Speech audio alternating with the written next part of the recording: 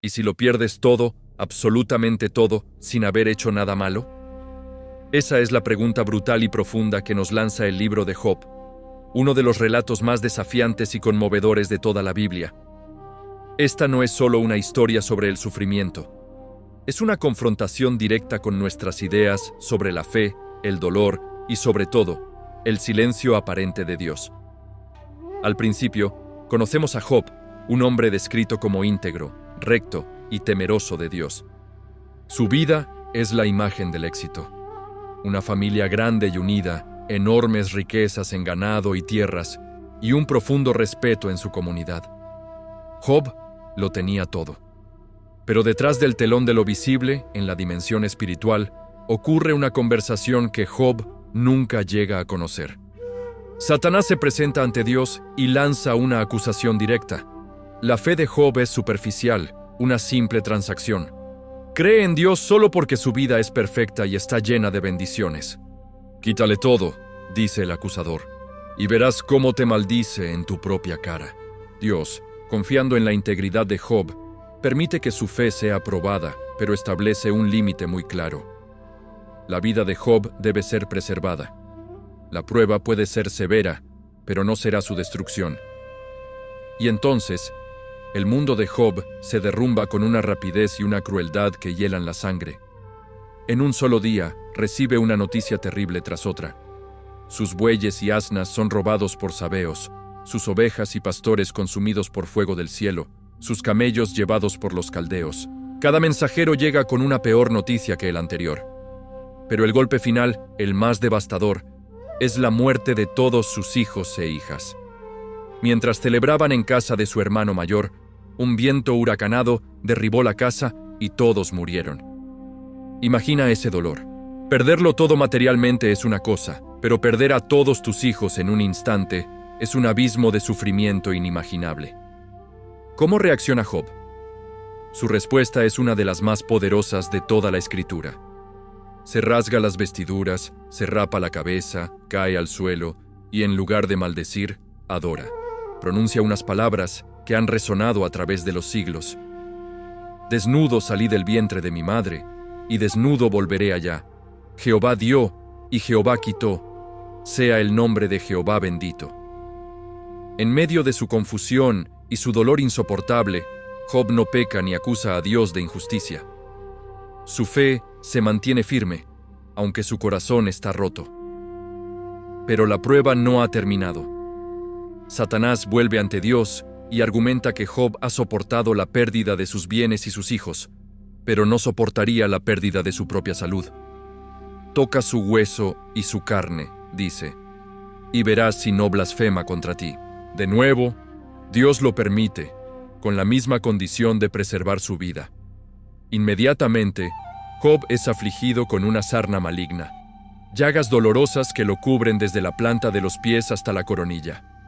Se sienta en medio de cenizas, rascándose con un trozo de teja, reducido a una sombra de lo que fue. Su dolor físico es tan intenso como su dolor emocional.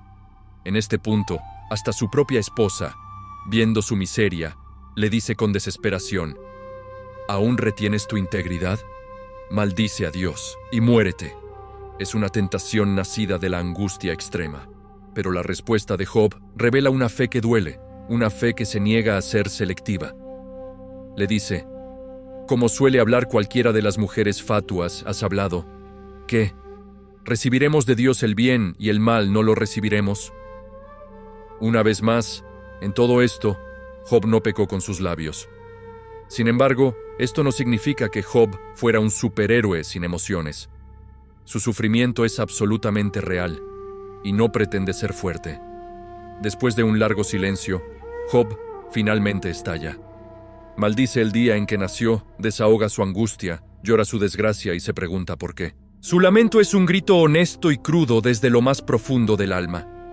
Es en este momento cuando aparecen sus tres amigos, Elifaz, Bildad y Zofar.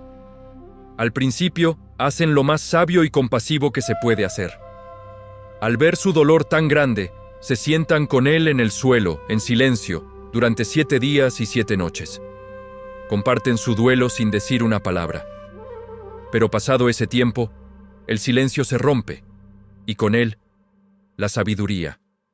Cuando empiezan a hablar, sus discursos se basan en una teología simple y, en este caso, cruelmente equivocada. Para ellos, el universo funciona con una lógica de causa y efecto perfecta. Dios siempre recompensa al justo y siempre castiga al malvado, sin excepciones. Por lo tanto, si Job está sufriendo de una manera tan terrible, la única explicación posible es que ha cometido algún pecado grave y oculto. Una y otra vez, con diferentes argumentos, lo presionan para que confiese su culpa inexistente. Lo acusan, lo juzgan y, en su intento de defender a Dios, terminan por herir aún más a su amigo. Job, por su parte, se defiende con vehemencia. No se declara perfecto, ningún ser humano lo es, pero insiste en su inocencia respecto a las acusaciones de sus amigos. Su dolor se mezcla ahora con la frustración de ser malentendido y juzgado injustamente. Y aquí es donde el libro se vuelve un debate teológico fascinante. Job no solo debate con sus amigos, sino que eleva su clamor directamente a Dios. Expresa su confusión, su sentimiento de abandono, su deseo desesperado de tener una audiencia con el Creador para entender por qué le está pasando esto. Sus palabras a veces suenan audaces, casi al borde de la irreverencia, pero nunca cruzan la línea de la rebelión. Son el clamor de un corazón que, a pesar de todo, sigue buscando a Dios. Después de que los tres amigos se quedan sin argumentos, aparece un cuarto personaje, un hombre más joven llamado Eliú, que había estado escuchando todo el debate en silencio. Eliú critica tanto a Job por justificarse a sí mismo como a los amigos por no haber sabido responderle. Él introduce una nueva perspectiva.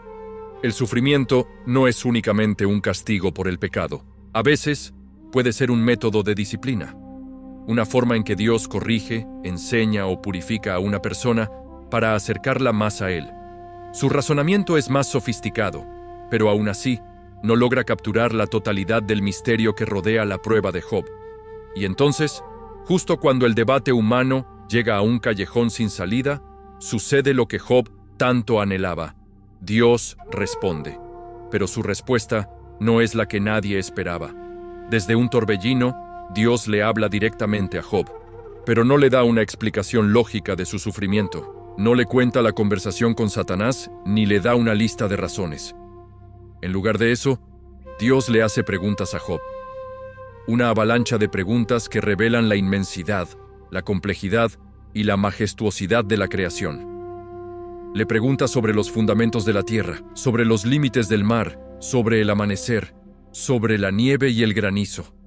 Le habla del comportamiento de los leones, de los cuervos, de las cabras montesas y del avestruz. Es como si Dios le estuviera diciendo: Job, tú que apenas comprendes una fracción de mi creación, ¿cómo pretendes comprender mis caminos soberanos? No todo está a tu alcance para entenderlo, pero puedes estar seguro de que todo, absolutamente todo, está bajo mi control. Ante esta demostración de poder y sabiduría infinita, Job tiene una revelación. Entiende que su verdadero problema no era la falta de respuestas, sino la falta de una perspectiva correcta. Se da cuenta de que había hablado de cosas que no entendía, que había exigido explicaciones a un Dios cuya grandeza es incomprensible, y con una humildad profunda, se arrepiente y reconoce su pequeñez. No necesitaba una explicación, necesitaba un encuentro con Dios mismo. Y es entonces cuando ocurre el giro final de la historia. Dios, después de aceptar la humildad de Job, reprende duramente a sus tres amigos. Les dice que no han hablado de él con rectitud, como sí lo hizo Job a pesar de su dolor, y les ordena que ofrezcan un sacrificio, y que Job ore por ellos para que sean perdonados. Luego, el Señor restaura la fortuna de Job. Le devuelve el doble de todo lo que había perdido, el doble de ovejas, camellos, bueyes y asnas, y le da una nueva familia, 7 hijos y 3 hijas, a las que se describe como las mujeres más hermosas de toda la tierra.